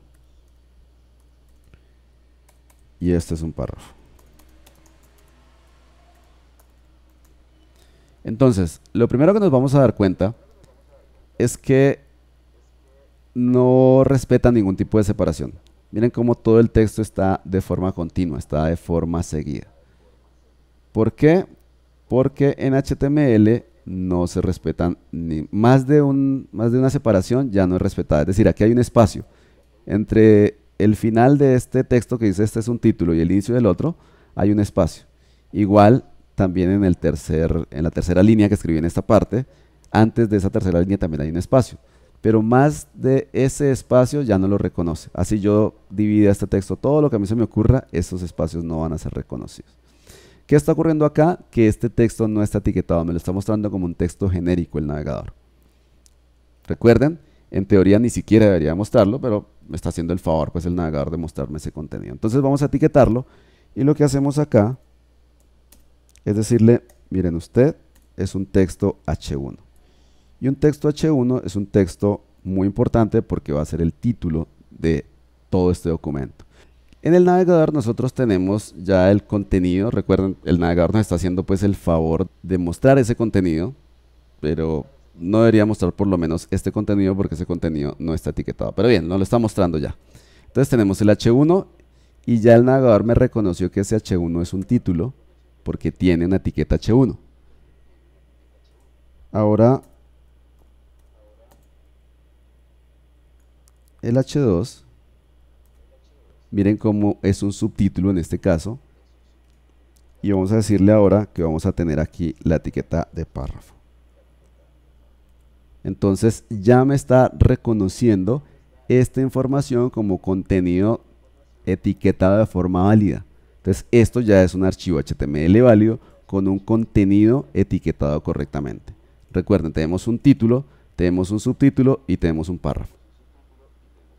¿Qué es lo que normalmente piensa un diseñador cuando hace este proceso por primera vez? Lo primero que piensa normalmente es, jue madre, este título está muy grande y tiene un tipo de letra que no me gusta. Entonces, generalmente es lo que hace, bueno, como está tan grande el título, vamos a reducirle de tamaño. Y viene y lo coloca acá como H2 y luego entonces este lo coloca como H3. Eso es totalmente incorrecto. Nosotros en esta etapa lo que estamos haciendo es un proceso de estructuración. Y en este proceso de estructuración no nos tiene por qué preocupar el color de este texto, el tipo de fuente, el tamaño, absolutamente nada. ¿Por qué? Porque esa capa corresponde a una capa de presentación que ya no hace parte del HTML tal como lo vamos a ver a continuación. Listo, entonces ya sabemos que es HTML. Ahora vamos a mirar qué es CSS. Entonces, CSS quiere decir hojas de estilo en cascada. Cascada simplemente es un término por la forma como se aplican estas hojas de estilo. Y estas hojas de estilo describen la presentación de diferentes lenguajes como HTML, XHTML, SVG, entre otros lenguajes. ¿Qué es esa capa de presentación? Como lo va a ver el usuario. Entonces, generalmente utilizo este ejemplo donde tenemos una modelo. Esa modelo vamos a asumir que es el HTML y tiene una capa de presentación. La capa de presentación es el vestido. Y ustedes habrán notado que generalmente cuando vemos una persona, si la persona está vestida de forma muy deportiva y posteriormente la vemos vestida de manera muy formal, parece otra persona totalmente diferente. La estructura o la base es la misma persona, pero la capa de presentación es lo que ha cambiado.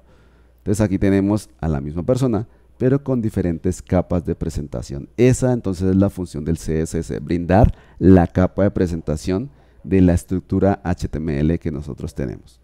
Y también podríamos compararlo cuando están haciendo una construcción. Ustedes ven que hay unas bases, hay unos cimientos y una estructura inicial. Eso vendría a ser el HTML.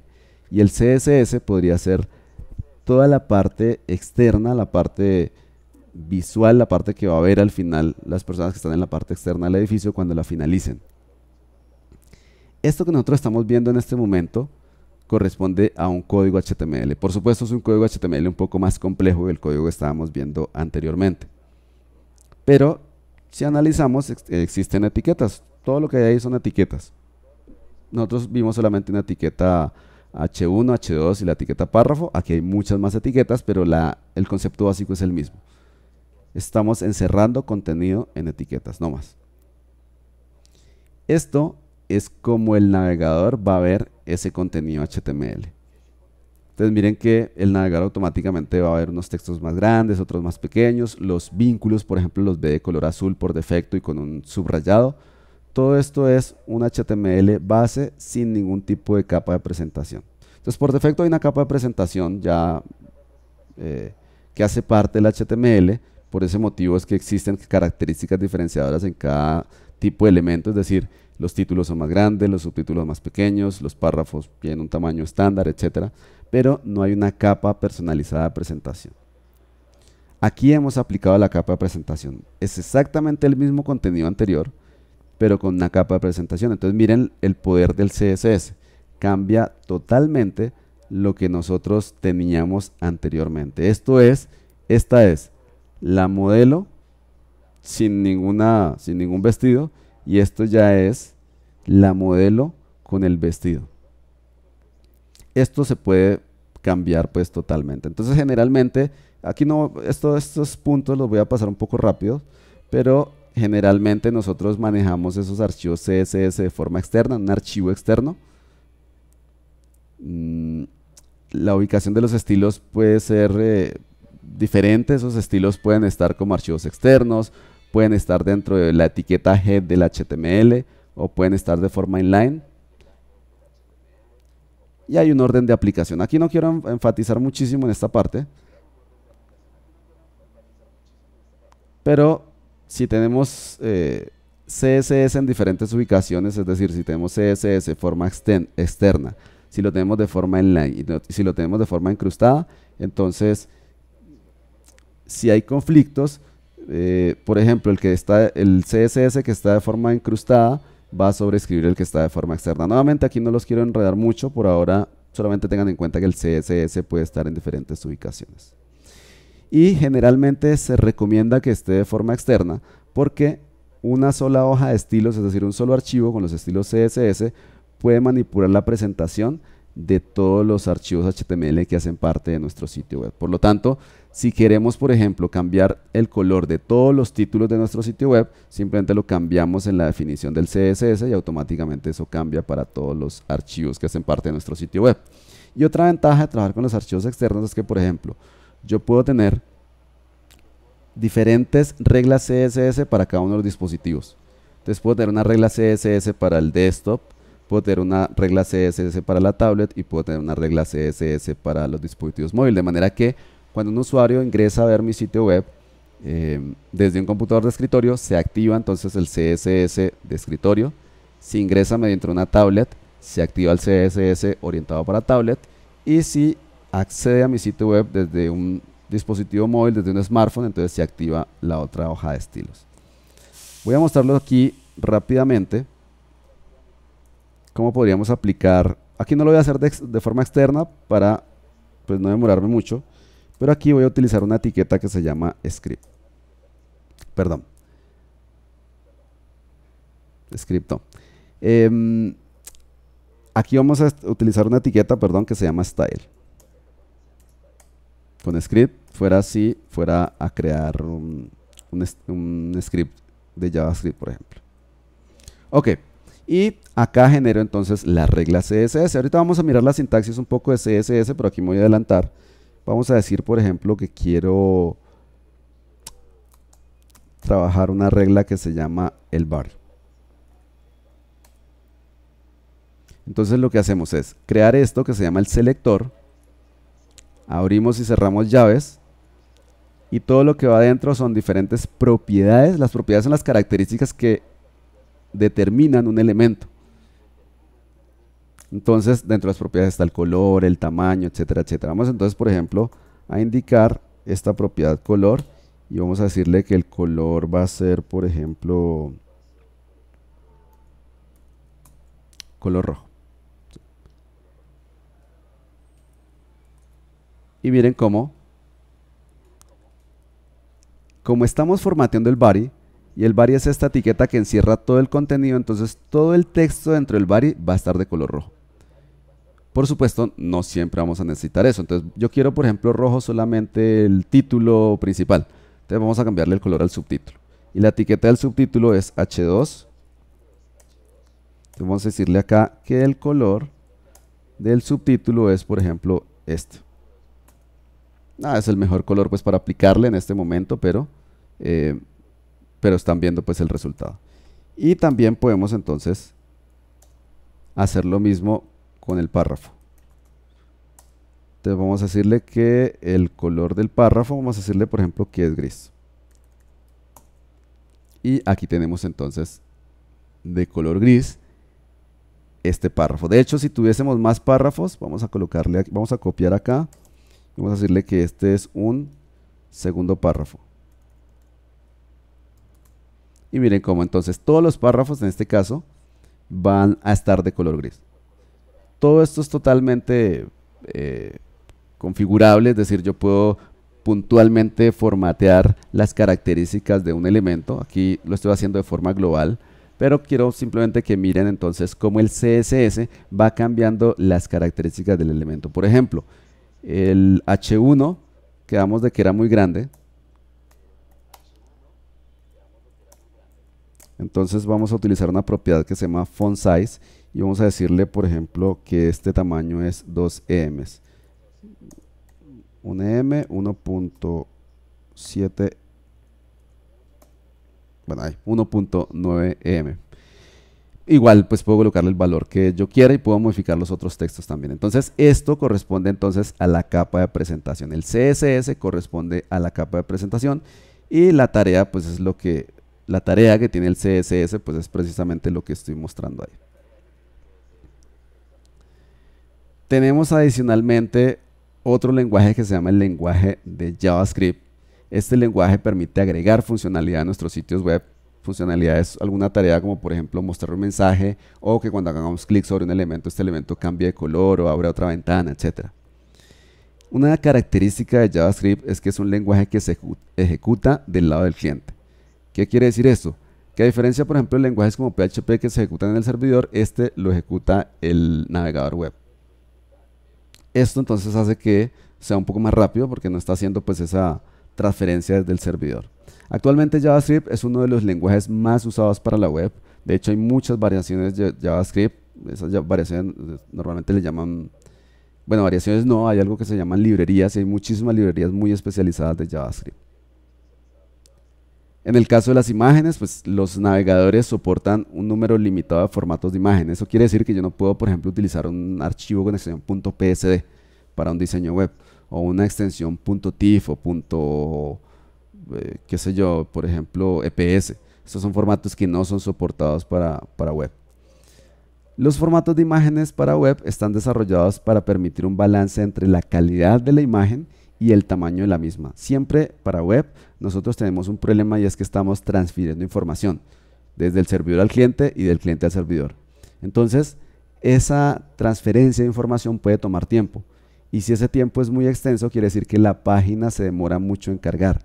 Entonces, es muy desesperante para el cliente que él digite la URL y tenga que esperar 5, 10, 15 segundos para que una página se cargue. La página tiene que cargarse lo más rápido posible. Y uno de los elementos que más aumentan peso al sitio web son las imágenes. Por ese motivo es importantísimo este proceso de balancear calidad versus tamaño, calidad versus peso. Estos son los formatos que se utilizan actualmente para web. Tenemos el formato JPG, el formato GIF, el formato PNG y el formato SVG. Características de ellos: el formato JPG utiliza una compresión que se llama lossy, que es una compresión con pérdida, es decir, que cada que comprimimos una imagen en formato JPG se pierde calidad. Lo que sucede es que nosotros podemos controlar la cantidad de la compresión que aplicamos y por ese motivo controlamos la cantidad de calidad que se pierde. Este es un formato que reproduce un máximo de 16.7 millones de colores. Por ese motivo, es recomendado para imágenes con detalles fotográficos. Entonces, si usted tiene la foto de una modelo, si tiene un paisaje, todo esto son imágenes con detalles fotográficos que se pueden, en las cuales se puede utilizar el formato JPG. Tenemos el formato GIF, que utiliza una compresión lossless o compresión sin pérdida. Sin embargo, este es un formato a 8 bits que limita el número de colores a 256 como máximo. Entonces, una imagen en GIF máximo tiene 256 colores. Por lo tanto, comparado con los 16.7 millones de colores del JPG, pues es un subjuego de colores muy pequeño. Por ese motivo, está recomendado solamente para imágenes con colores sólidos. También permite animaciones, pero animaciones muy sencillas. Son animaciones que normalmente ya casi no se usan. Sin embargo, la ventaja de este tipo de animaciones es que son compatibles con cualquier navegador. Cualquier navegador, por antiguo que sea, permite visualizar animaciones en formato GIF. Tenemos el formato PNG, que utiliza compresión lossless o compresión sin pérdida también, pero este reproduce también 16.7 millones de colores, tal como el formato JPG. Sin embargo, normalmente es más pesado que los dos formatos anteriores, que el JPG y el GIF. Y tenemos el formato SVG. Es un formato relativamente nuevo, sin embargo, todos los navegadores actuales soportan este formato, ya sean navegadores de escritorio o navegadores de dispositivos móviles. Lo más interesante de este formato es que es un formato vectorial. Como es un formato vectorial, puede ser escalado sin afectar la calidad del mismo. Y como SVG es un lenguaje marcado, nosotros podemos aplicarle estilo CSS. Entonces miren que es bastante flexible. La principal ventaja, que puede ser escalado, y segundo, que nosotros podemos aplicar estilo CSS para aplicarle una capa de presentación, algo que normalmente no se puede hacer con una imagen. A una imagen se le pueden aplicar ciertas características CSS, pero no con la flexibilidad que tiene el SVG. También tenemos que tener en cuenta las fuentes dentro de nuestro sitio web. Entonces, inicialmente solamente podíamos utilizar un subjuego de fuentes que se llamaban fuentes seguras, que no pasaban de 12 fuentes. La Arial, la Times, etc. Verdana, ese tipo de fuentes que normalmente están en todos los computadores, por eso se llaman fuentes seguras. Porque cuando nosotros utilizamos una fuente Arial, un computador, sea Mac, sea Windows, sea Linux, tiene una probabilidad muy alta de que tenga esa fuente instalada en el sistema operativo, entonces la fuente se va a ver exactamente de la misma manera. Sin embargo, al tener ese subjuego tan pequeño de fuentes, pues prácticamente todos los sitios web utilizaban las mismas fuentes, los mismos tipos de fuentes. Entonces, la característica visual de las fuentes en todos los sitios web era muy similar. Si queríamos alguna fuente especial, nosotros lo que teníamos que hacer era coger la fuente y convertirla en una imagen. Era una solución pues rápida, pero no era óptima. CSS3 permite utilizar fuentes mediante algo que se llama una regla font face. Entonces, estos son fuentes web, fuentes con un formato diferente a las fuentes tradicionales que nosotros utilizamos en nuestros computadores. Y mediante esta característica nosotros podemos comprar fuentes que sean fuentes orientadas para web y incluirlas en nuestro sitio web mediante esta regla font face que hace parte de CSS3. Esto se utilizó mucho hasta hace más o menos 2 años. Durante varios años se utilizó muchísimo y fue una novedad grandísima el hecho de poder utilizar las fuentes font face. Sin embargo, actualmente existen unos servicios mucho más sencillos que permiten utilizar fuentes web sin necesidad de que nosotros tengamos que lidiar con los archivos de las fuentes y con la regla font face.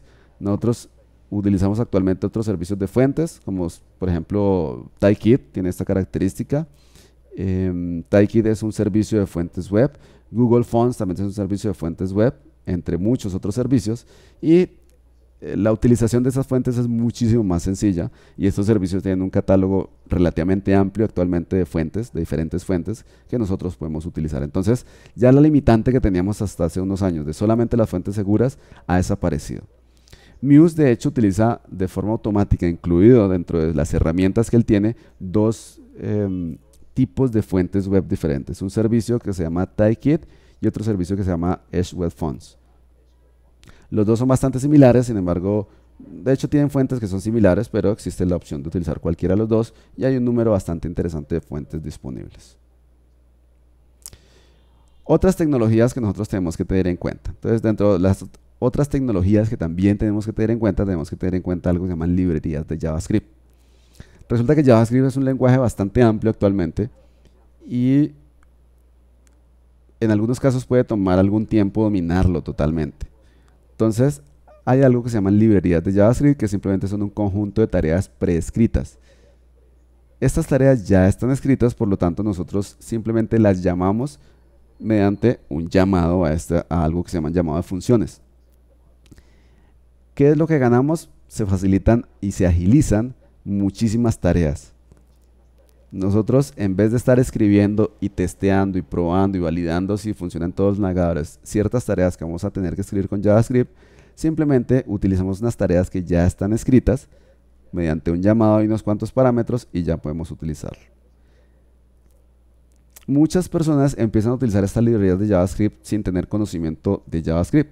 No está mal, pero idealmente nosotros deberíamos de tener un conocimiento básico de JavaScript porque esto facilita el uso de estas librerías. Entonces hay librerías de todo tipo, hay librerías muy básicas, por ejemplo, para formatear fechas, por ejemplo. Hay librerías muy básicas para aplicarle características a las imágenes, o hay librerías un poco más complejas. Por ejemplo, hay una librería muy utilizada actualmente que se llama jQuery. Con esta librería nosotros podemos hacer animaciones, podemos hacer efectos, podemos hacer incluso características visuales de nuestros sitios web. Y nuevamente lo que facilita o la ventaja de utilizar estas librerías es que nosotros podemos escribir tareas de una forma mucho más rápida porque es mucho más corto el código, ya que simplemente estamos haciendo llamados a unas funciones que ya están hechas. Esto también tiene desventajas, es que las librerías hay que enlazarlas y son un peso adicional que se le puede agregar pues a nuestro sitio web.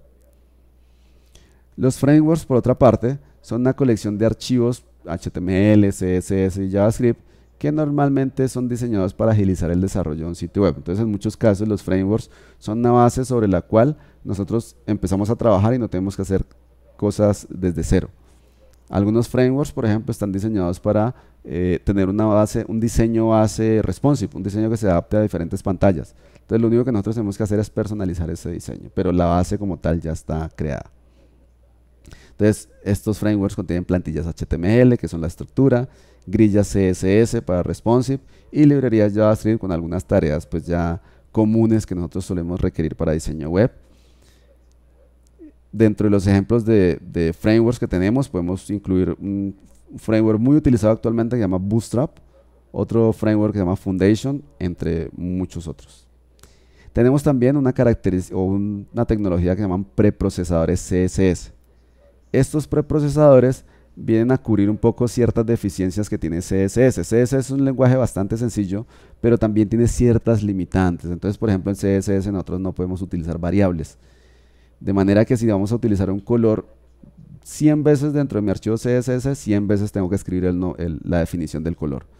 Y si tenemos que hacer cambios, entonces tengo que ir y buscar todas las veces que utilicé ese color para hacer los cambios. Mientras que si pudiéramos guardar dentro de una variable o dentro de un nombre esa definición de color, simplemente utilizamos el nombre de la variable 100 veces y cuando vayamos a cambiar el color, lo cambiamos arriba en la definición de la variable. También hay otras estructuras que se llaman condicionales que permiten agregar lógica a la forma como se aplica el código. Entonces todo esto no hace parte de CSS, no se puede utilizar dentro de CSS, pero mediante estos preprocesadores se puede utilizar estas características entre muchas otras. Son relativamente sencillos, por supuesto hay que aprender la sintaxis, pero dentro de las desventajas es que puede generar un código menos optimizado si se escribe manualmente. Dentro de los ejemplos de procesadores tenemos SAS, LESS, Stylus, entre otros. Una de las tareas que nosotros a veces damos por hecho y no tenemos en cuenta es la forma como tenemos que elegir los servicios y las herramientas con las cuales vamos a trabajar. Entonces simplemente nos preocupamos por tener el HTML, el CSS y el JavaScript, ya sea escrito de forma manual o ya sea generado mediante alguna aplicación, y nos olvidamos que después de tener estos archivos nosotros tenemos que utilizar otros servicios adicionales. Entonces es importantísimo saber elegir los servicios y las herramientas con las cuales nosotros vamos a trabajar. Entonces el hosting, por ejemplo, es una tarea que si bien parece sencilla, no es tan irrelevante porque hay tantas opciones en el mercado que puede ser confusa la elección de un buen proveedor de hosting. Si ustedes escriben en este momento en Google hosting, van a encontrar muchas páginas, pero muchas páginas que ofrecen este servicio. ¿Cómo elegir la mejor, la que más se adapta a nuestra necesidad? Entonces, lo primero, no nos guiemos por el precio, porque normalmente uno en este tipo de servicios, como en la mayoría, recibe lo que uno paga. Entonces, si utilizamos el servicio más económico, pues seguramente no va a ser el mejor. El sitio web tiene que ser estable y rápido, y esa estabilidad y esa rapidez del sitio web también depende del servidor de hosting. Entonces usted puede haber creado un muy buen HTML, un muy buen CSS, pero si el servicio de hosting es malo, entonces la página va a demorarse mucho en cargar. La estabilidad corresponde a que, como el hosting es un servidor, es un computador, ese computador se puede bloquear, se puede apagar, etc. Entonces ningún computador en el mundo va a estar el 100% del tiempo prendido, activo, sin ningún tipo de problema, funcionando correctamente, pero los mejores hosting normalmente tienen una estabilidad del 99.9% del tiempo. Es decir, que al año puede haber máximo un inconveniente con el hosting, y eso que ya es mucho. Dentro de las características que tenemos que analizar en el servicio de hosting está el espacio de almacenamiento. Recuerden que esto es básicamente un disco duro, un computador que hemos contratado. El espacio es la cantidad de almacenamiento que nosotros tenemos. Muchos servicios ofrecen espacios ilimitados. Entonces te dicen, el hosting es ilimitado. Es ilimitado, en realidad no es cierto. Si usted analiza la letra pequeñita, se va a dar cuenta que le van a decir que el dueño del hosting se reserva el derecho de definir en qué momento ya no le ofrece más el servicio cuando ha utilizado muchísimo espacio de almacenamiento. Entonces, para la gran mayoría de sitios web, nosotros no necesitamos un espacio fenomenal, pues un espacio de almacenamiento muy grande. ¿Por qué? Porque los archivos que nosotros utilizamos generalmente son archivos muy livianos. Si usted ya tiene un servicio de transmisión de video, que sea un Netflix o un YouTube, pues claro, almacenar esos videos requieren mucho espacio de almacenamiento, pero ya es algo muy específico.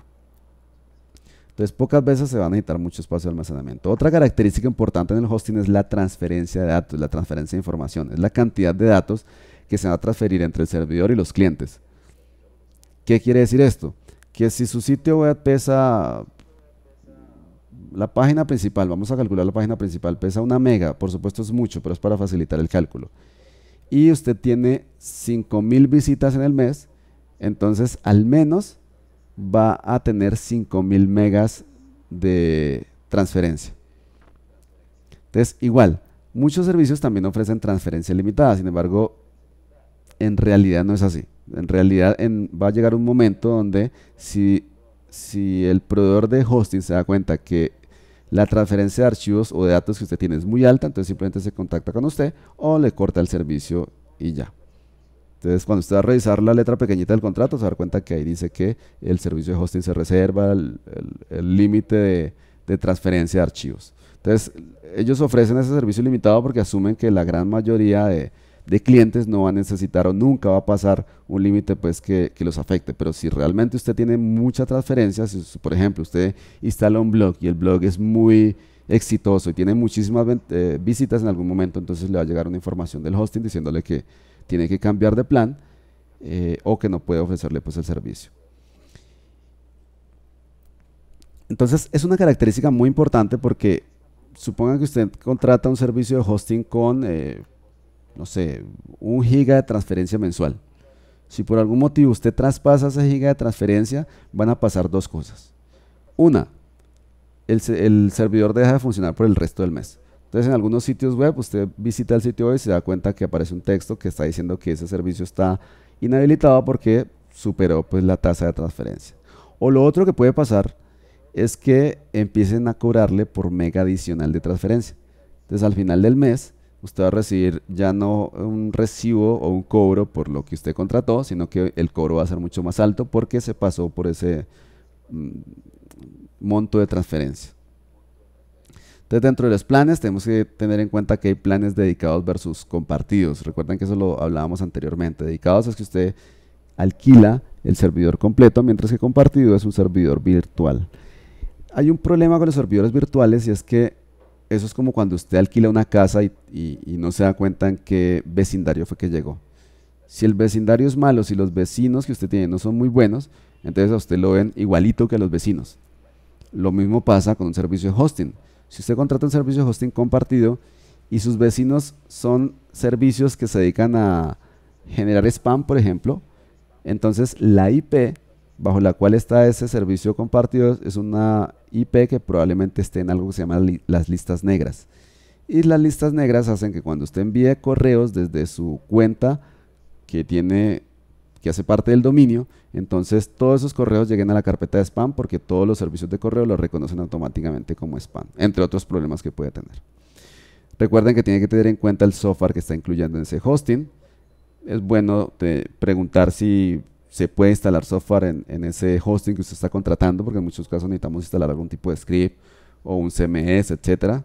Y es muy buena idea buscar en internet reviews, es decir, calificaciones de ese servicio de hosting, para ver qué opinan otros usuarios que ya lo han utilizado. Porque así como es aburridor estar trasteando de apartamento porque no buscó bien su apartamento, también es bastante molesto estar trasladando su sitio web entre diferentes servicios. También tenemos otro servicio que tenemos que definir, es el nombre o los nombres de dominio. Entonces existen extensiones como com, org, net, .info. El más común es el .com. Muchas empresas lo que hacen es registrar múltiples dominios del mismo sitio. Por ejemplo, registran acme.com, acme.org, acme.net, acme.info, acme.co. Esto para que la competencia no vaya a tomar su nombre de dominio con otra extensión y enrute ese dominio a su sitio web, al sitio web de la competencia. Eso suele pasar. Entonces, digamos, eso para empresas pequeñas normalmente no es muy común, pero en empresas grandes ellos sí lo hacen, cuidan muchísimo su nombre. Y hay que registrar el nombre lo antes posible, porque los nombres cada vez son más escasos, especialmente si usted quiere utilizar el dominio.com o los dominios más reconocidos. Entonces los nombres, como son tan escasos, ya son difíciles de conseguir y es mejor que hagamos esa elección de dominio y registro de dominio lo más rápido posible. Importantísimo, el nombre de dominio tiene que tener recordación. Uno busca que un nombre de dominio sea corto, pero más importante que sea corto es que sea fácil de recordar. Si es un dominio dificilísimo de escribir y dificilísimo de recordar, entonces va a perder visitas. Muchas personas lo van a digitar mal o simplemente se les olvida cómo se escribe. Idealmente, el cliente tiene que ser el dueño del nombre de dominio. Entonces, cuando usted le va a diseñar el sitio web a un cliente, idealmente ese cliente debería de comprar el nombre de dominio. O si usted hace la compra, debería registrar el nombre del cliente. Porque hay muchos problemas que se generan a partir de eso, del nombre de dominio. El nombre de dominio puede volverse un activo muy importante de la empresa. Entonces, es susceptible a generar inconvenientes o problemas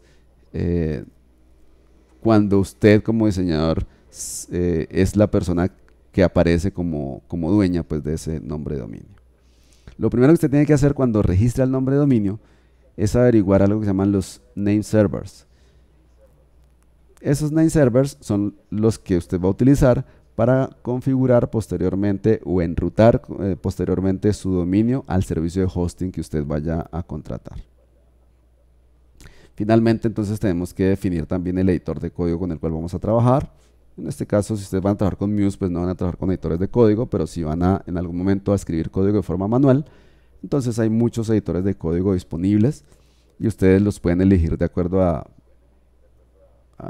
esto también es una elección pues personal, depende de lo que ustedes prefieran, si prefieren un editor de código que tenga funcionalidades extras como Dreamweaver o prefieren un editor de código más liviano como Brackets o como Sublime, etcétera.